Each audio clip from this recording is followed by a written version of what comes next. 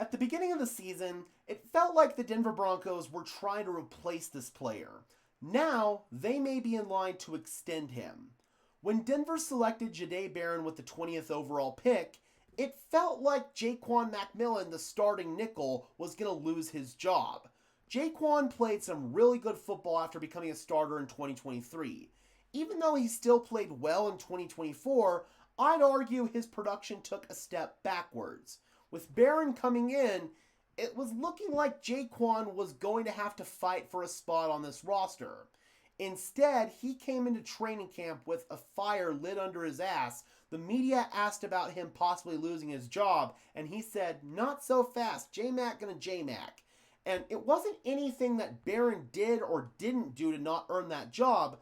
Jaquan was just playing so well that Denver couldn't take him off the field.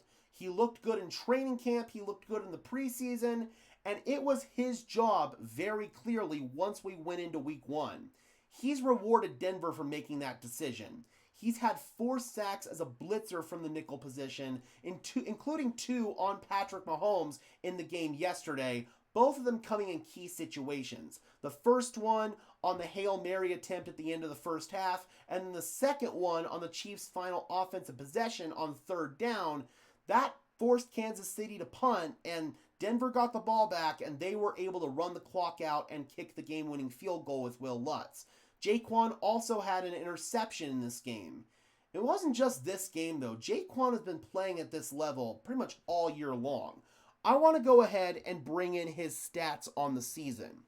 He's been targeted 46 times and has given up 26 completions for 238 yards, 56.5 completion percentage allowed, which is right down there with his 2023 numbers.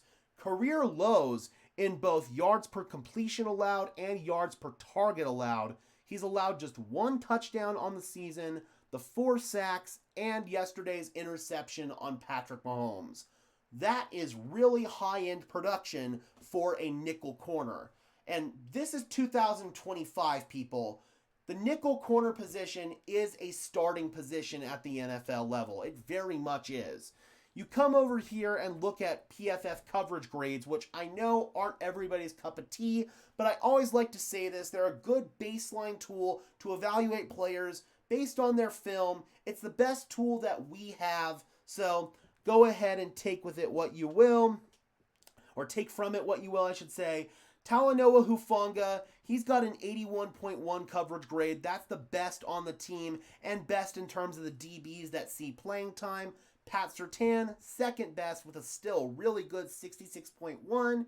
Jaquan McMillan, 65.2.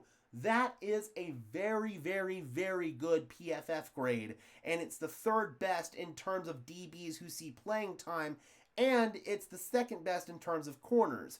I can't narrow it between nickel corners and boundary corners, so I can't compare Jaquan to the rest of the nickel corners in the NFL in terms of grade, but still, this is a really good number. Denver might have to consider paying Jaquan McMillan. He's set to be a free agent. He was a restricted free agent last year, and Denver brought him back via a tender. This time, Jaquan is probably going to be in line for a pretty nice payday. We look at the highest paid nickels in the NFL. Kyler Gordon of the Chicago Bears, he's got a 3-year, $40 million contract with $31 guaranteed. Jalen Petrie, 3 years, $39 million from the Houston Texans, $29.156 million guaranteed. And then Jordan Lewis of the Jacksonville Jaguars, 3-year, $30 million deal with $20 million guaranteed. I don't know if Jaquan McMillan has earned a contract to the magnitude of Kyler Gordon or Jalen Petrie's, but I could see him coming in right around this Jordan Lewis territory, maybe 3 years, $35 million, something along those lines, $25 million guaranteed. I could see that for Jaquan McMillan. Could Denver afford that? In a vacuum, yes, but you need to consider some of the other players that are set to be free agents that might play a bigger impact on this Denver Broncos defense. You think about John Franklin Myers. You think about Malcolm Roach. I'd argue both of those guys make a bigger impact on this defense than Jaquan McMillan does. Plus, you've got the Jahdae Barron factor. You did draft him in the first round with the idea of him becoming your starter, as Geno Smith just threw a really bad pick, meanwhile. You drafted him with the idea that he was going to become your starter. You're going to have to probably act on that eventually. I know some people are saying, why don't we just make Jahdae Barron the starting boundary corner alongside Pat Surtain, pay Jaquan McMillan, and then bench Riley Moss? I think Riley Moss has been playing some really good football this year. Penalties aside and some of the completions that he's allowed aside, a lot of those penalties are bullcrap as far as I'm concerned, and most of the completions that he allows, he's in good position, but he just gets beat with a perfect throw and catch.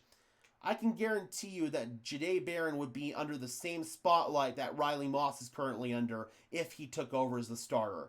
Barron's been playing some good football. Good enough football that I feel like he'd be able to step in and play at the same level as Jaquan McMillan this season.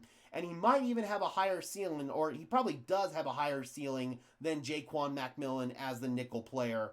So, if I'm the Denver Broncos, I'm probably letting Jaquan McMillan walk as a free agent and let some other team pay him that kind of money. Denver's got other players that money would probably be better suited to go towards, like John Franklin Myers and Malcolm Roach. So those are my thoughts on this Broncos country. Jaquan's been incredible. He's definitely exceeded what we invested in him as just being an undrafted free agent. And we've got another situation here. A Raiders player is down.